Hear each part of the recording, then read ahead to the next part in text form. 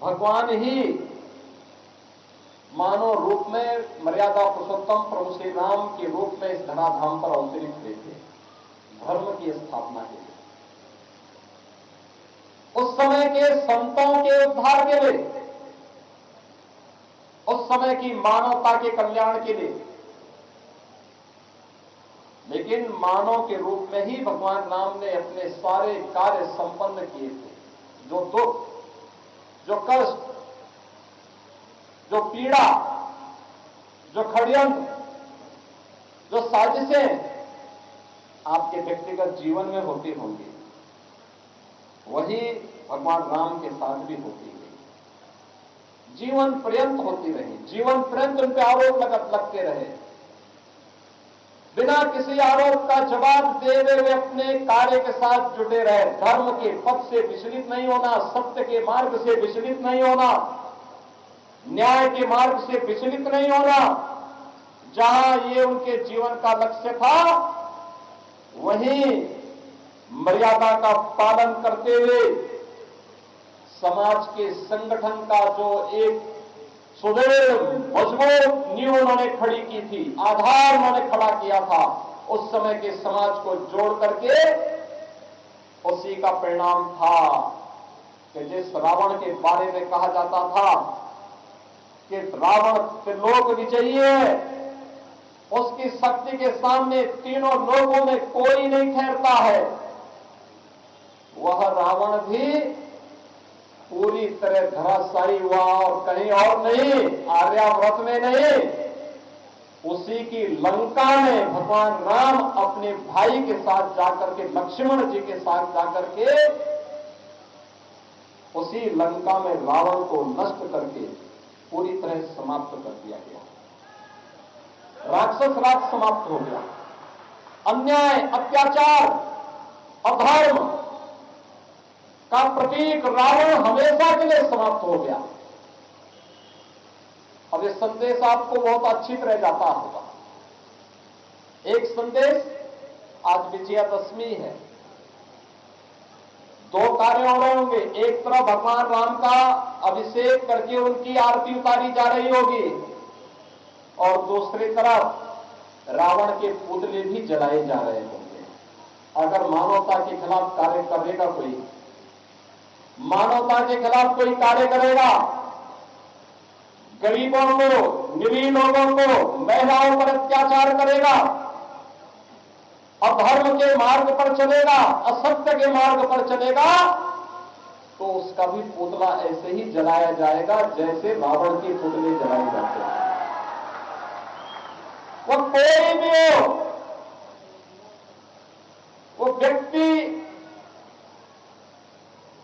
जाति, मत, मजहब, क्षेत्र, भाषा, कोई भी हो, उस सब के साथ यही व्यवहार होगा। ये समाज उसके साथ यही व्यवहार करेगा।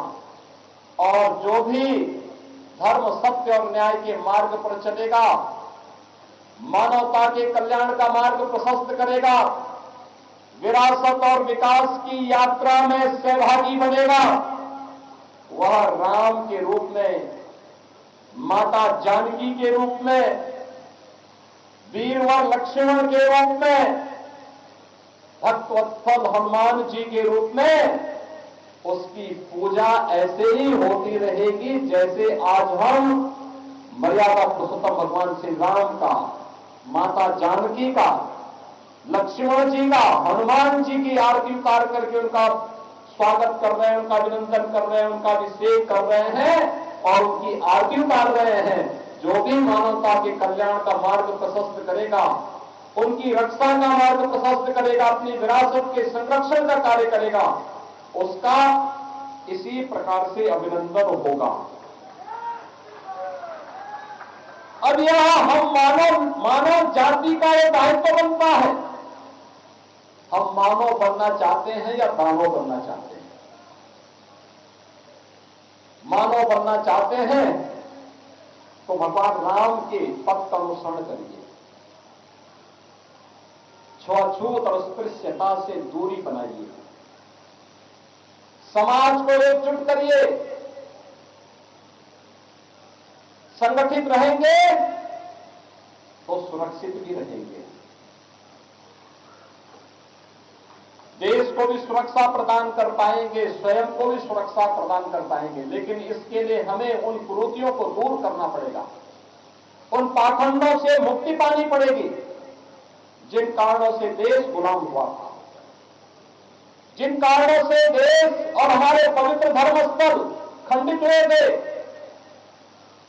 अपमानित हुए थे, जिन कारणों से बहन और बेटियों की इज्जत के साथ खिलवाड़ हुआ था,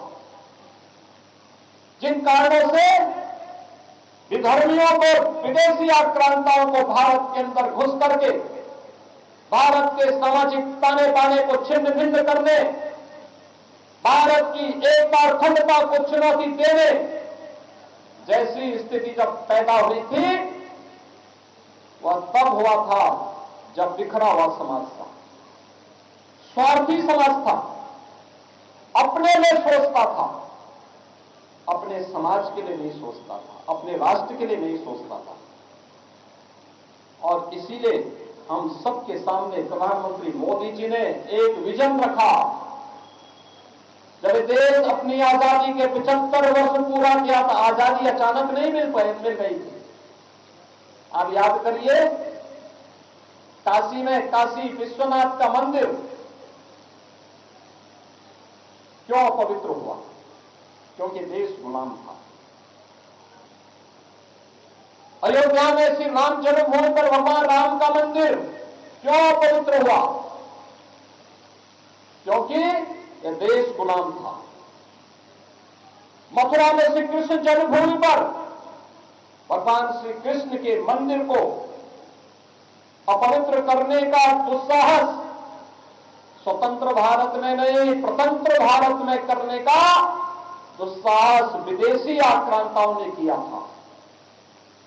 जब भी हम स्वतंत्र होंगे, ये स्वतंत्रता केवल राजनीतिक नहीं होती है, याद रखना, राजनीतिक स्वतंत्रता सांस्कृतिक और आध्यात्मिक स्वतंत्रता का भी वाहक होती है।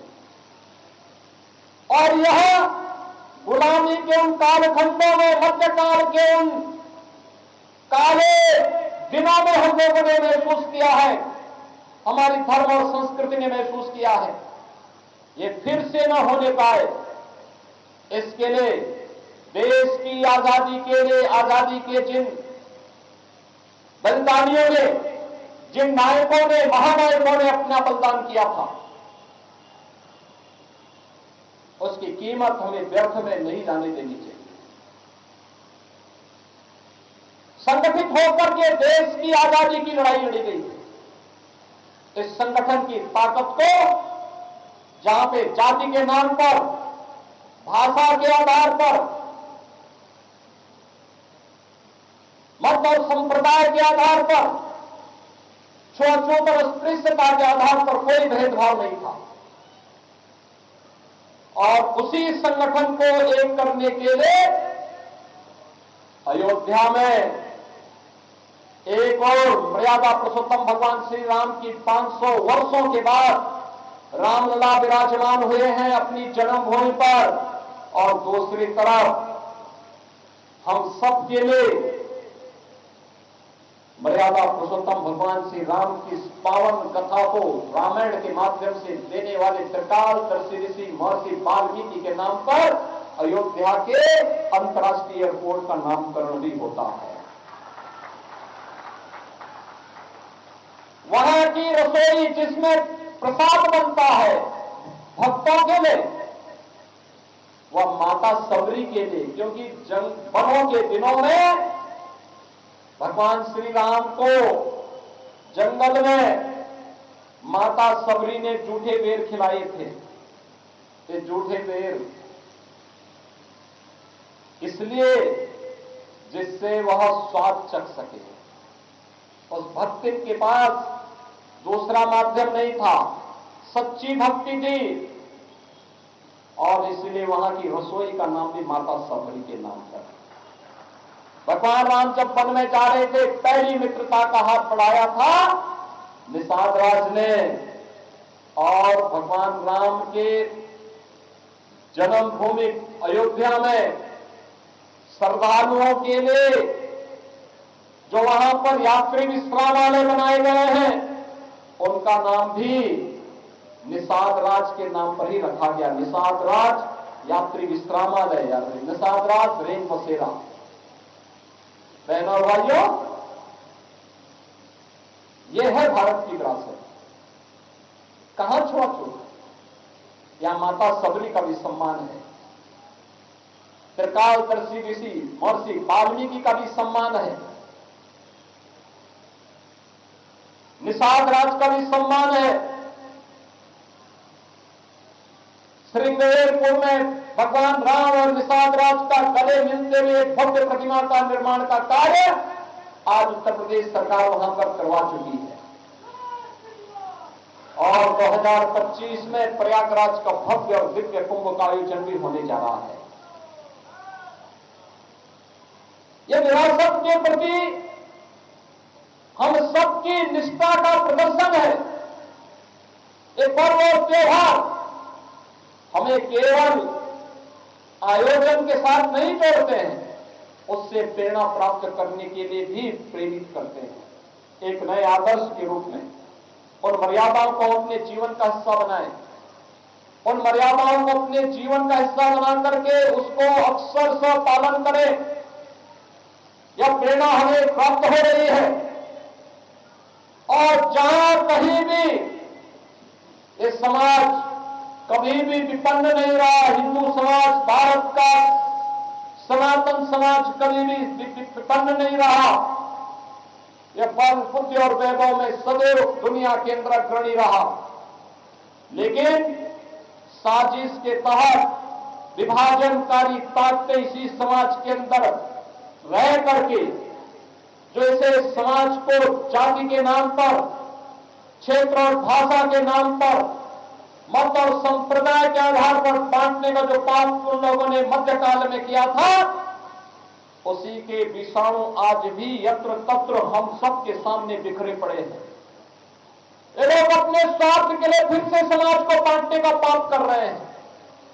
हमें कतई न होने दें, अन्यथा जो गौरव की अनुभूति आज आप कर पा रहे हैं कि 5 सदी के बाद अयोध्या में रामलला फिर से विराजमान हो गए। कई पीढ़ियां चली गई। पीढ़ियां इस बात के लिए तरसती थी कि एक बार अपने प्रभु को अयोध्या में विराजमान होते हुए अपनी आंखों से देख सकूं। लेकिन सौभाग्यशाली पीढ़ी आप सबकी है, हम सबकी है कि अपनी आंखों के साथ हमने अयोध्या में रामलला को 500 वर्षों के बाद विराजमान होते हुए देखा है।